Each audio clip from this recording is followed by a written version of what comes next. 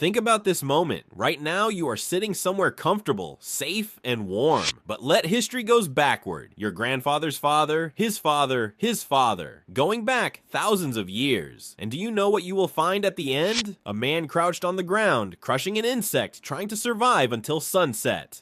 That man is your ancestor. He had no name, no shoes, no idea that you existed. But what if that man had stumbled at the wrong moment and been taken by an animal, if he had caught a disease, if he had failed to have children? You would not be reading this right now. So how are you here? Because before you, 1,000 people had not died. You are not lucky. You are the product of ruthless chance and stubborn biology. And today I will show you 5 times in human history when humanity was closest to death. The worst is at the end. 20,000 years ago, the world was a frozen hell. A 2-mile thick ice sheet covered half of North America, Europe, and Asia. Temperatures were 10 degrees lower. The world had turned into a desert. If you had lived at that time, your daily routine would have been trying not to die from hypothermia, hunting a 6-ton mammoth and failing, escaping from cave lions. You were starving. If you got a cut and it became infected, there were no antibiotics, no doctor, you would die. But Homo sapiens survived. They made tools. They learned to use fire.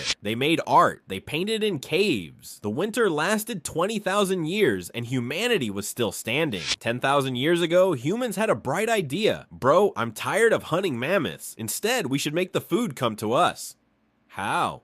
We will plant crops. They invented agriculture, and life became much harder. Being a hunter, you are mobile, flexible. If there is no food this month, you find it the next month. Being a farmer, you are settled. Disease approaches you. You eat dry beans. Your teeth decay. And if there is a drought or a flood, the entire village starves. Archaeologists found in ancient skeletons bone loss, tooth decay, vitamin deficiency. Farming seemed safer, but it made humanity more fragile. Now let's move to the second disaster. In the 1200s, a dust cloud appeared on the horizon. Genghis Khan emerged from the forests with 40,000 Mongol warriors, starting the most violent invasion you have ever seen. Their strategies were simple: move fast, strike hard, leave nothing standing. Cities were destroyed, millions died. The remaining people were sometimes used as human shields. Mongol mounted archers could hit you from 300 meters at full gallop. Historians estimate 10% of the world's population died, and the world population was already small. By the time the Mongols retreated, Eurasia had collapsed. Now, the third disaster. In 1347, there were rats on a ship, and there were fleas on the ship. The fleas carried disease. Symptoms: huge swollen lymph nodes, fever, vomiting blood, usually within a few days, death. The disease spread rapidly. No one knew what to do. Doctors wore masks with flowers. Useless. 30 to 60% of Europe died in a few years. Entire villages were emptied. The dead could not be buried because everyone was dying.